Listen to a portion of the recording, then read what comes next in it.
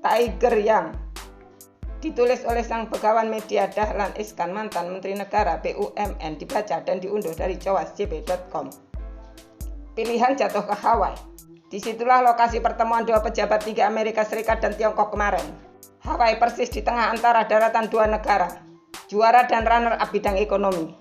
Hasilnya juga tengah-tengah. Tidak ada perbaikan keadaan, juga tidak lebih buruk, karena sudah buruk sekali. Liu He, Wakil Perdana Menteri Tiongkok, hanya mengatakan pertemuan tersebut sangat konstruktif. Itulah bahasa standar diplomasi untuk mengatakan tidak ada hasil. Mike Pompeo, Menteri Luar Negeri Amerika Serikat, lebih tidak memberi indikasi apa-apa. Tapi setidaknya mereka sudah bertemu muka selama 7 jam sambil makan malam enak steak daging yang semoga masih terasa lezat di tenggorokan meski bercampur dengan begitu banyak persoalan. Perang dagang Taiwan, Hong Kong, Laut Tiongkok Selatan, Xinjiang, COVID-19, John Bolton, Kim Jong-un, hingga George Floyd. Pertemuan 7 jam itu cukup memadai untuk penerbangan ke Hawaii yang masing-masing juga 7 jam. Hanya media yang kecewa, terutama yang punya ekspektasi besar atas pertemuan itu. Tapi wartawan tidak kekurangan cerita, tetap ada sisi menarik dari pertemuan itu. Siapa yang mendampingi Liu He? Maka wartawan sibuk menulis sosok berumur 70 tahun itu, Dr. Yang Jiji, terutama tentang perjalanan karirnya dari paling bawah sampai jenjang paling atas. Awalnya Dr. Yang hanya seorang penerjemah, ia memang lulusan perguruan tinggi jurusan bahasa asing di Shanghai. Lantas meraih gelar doktor di Nanjing University. Dr. Yang sendiri orang Shanghai, 2 jam dengan kereta cepat dari Nanjing. Zaman ia jadi mahasiswa, perjalanan tersebut bisa 6 jam dengan kereta hijau. Saya pernah menempuh jarak itu 6 jam. Padahal sudah tahun 1990, belum ada jalan tol maupun kereta cepat. Keuntungan menjadi penerjemah jelas, punya ilmu yang banyak. Spektrum keilmuannya pun luas. Dr. Yang kemudian berhasil menjadi penerjemah tokoh sentral Tiongkok, Deng Xiaoping. Orang begitu sulit bertemu Deng sampai termimpi-mimpi. Dr. Yang justru selalu di sebelah Deng dalam pertemuan dengan Ronald Reagan.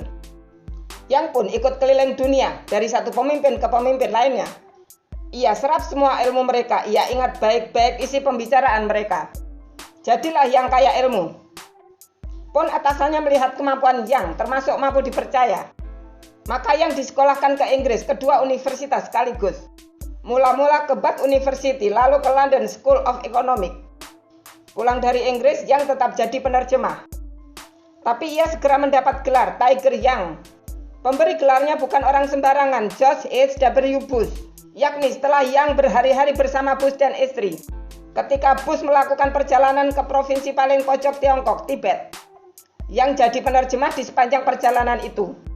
Gelar Tiger Yang itu diberikan sebagai penghargaan atas kemampuan dan pembawaannya yang selalu sigap. Juga cocok dengan sionya, Macan. Ia lahir tanggal 1 Mei 1950, tepat pula di hari buruh. Hari terpenting di dunia komunis. Sejak itu Tiger Yang menjadi sahabat keluarga Bush. Sebelum Bush menjadi presiden, Yang pun sudah menjadi menteri luar negeri. Ketika Bush menjadi presiden, Yang sudah pensiun dari kementerian. Tapi pemerintah Tiongkok mengangkat Yang menjadi duta besar di Amerika Serikat. Dr. Yang mewakili harapan para penerjemah sedunia. Kini Dr. Yang menjadi anggota Politbiro partai.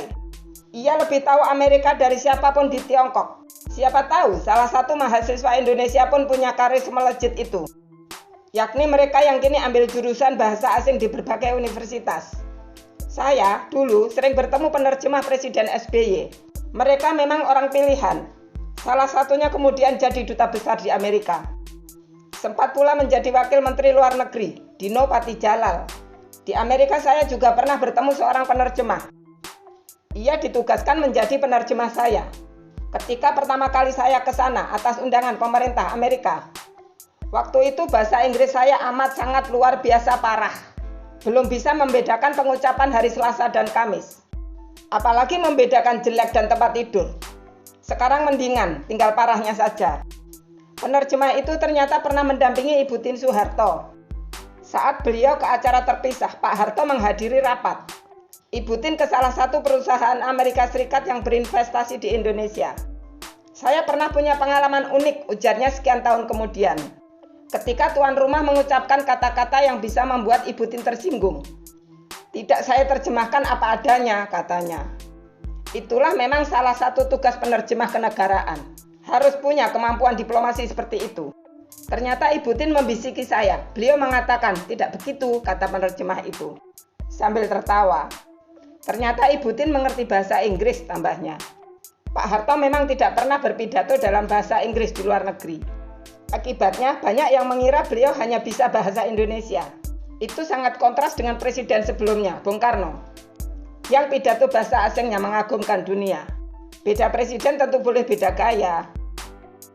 Terima kasih sudah mendengarkan Diswe hari ini. Semoga bermanfaat dan menginspirasi. Jangan lupa subscribe, klik lonceng, komen, like, dan share. Sampai jumpa di Diswe berikutnya. Ada pertanyaan kepada Sang Begawan, link ada di deskripsi.